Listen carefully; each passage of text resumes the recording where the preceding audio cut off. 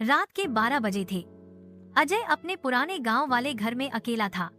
बाहर हल्की बारिश हो रही थी और हवा खिड़कियों से टकराकर सीटी जैसी आवाज कर रही थी। अचानक उसे लगा कि ऊपर वाले कमरे से किसी के चलने की आहट आ रही है। पहले तो उसने सोचा यह उसका वहम है, लेकिन आवाज बार बार आने लगी। अजय ने हिम्मत जुटाई और टॉर्च लेकर ऊपर गया। दरवाजा आधा खुला हुआ था, अंदर अंधेरा घना था। उसने टॉर्च जलाई तो देखा कमरे के बीचों बीच एक पुराना संदूक रखा है। अजय को याद आया कि ये संदूक उसके दादा का था और कई सालों से बंद पड़ा था। उसने हाथ बढ़ाकर ताला खोला। जैसे ही ढक्कन खोला, अचानक से बिजली चली गई और पूरा घर अंधेरे में डूब गया। उसी समय पीछे से एक ठंडी आवाज आई, आखिरकार तुमने इसे खोल ही दिया।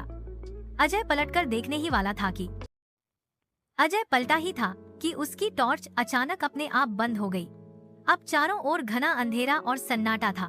सिर्फ वही ठंडी आवाज फिर गूंजी, जिसे तुमने खोला है वो कभी खुलना नहीं चाहिए था। अजय का दिल जोर जोर से धड़कने लगा।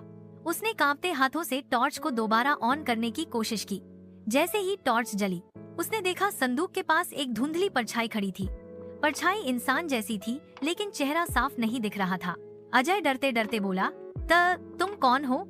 उस आवाज ने ठंडी हंसी हंसते हुए कहा, मैं वही हूँ जिसे तुम्हारे दादा ने इस संदूक में कैद किया था और आज तुमने मुझे आजाद कर दिया। इतना सुनते ही कमरे का दरवाजा अपने आप जोर से बंद हो गया। खिड़कियां जोर जोर से हिलने लगी।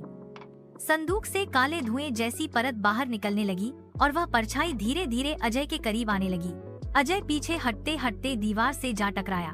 तभी संदूक के भीतर से कुछ चमकने लगा, जैसे कोई तेज रोशनी बाहर निकलने की कोशिश कर रही हो। अब अजय के सामने दो रास्ते थे, या तो वह उस रोशनी को छुए या उस परछाई के कब्जे में आ जाए।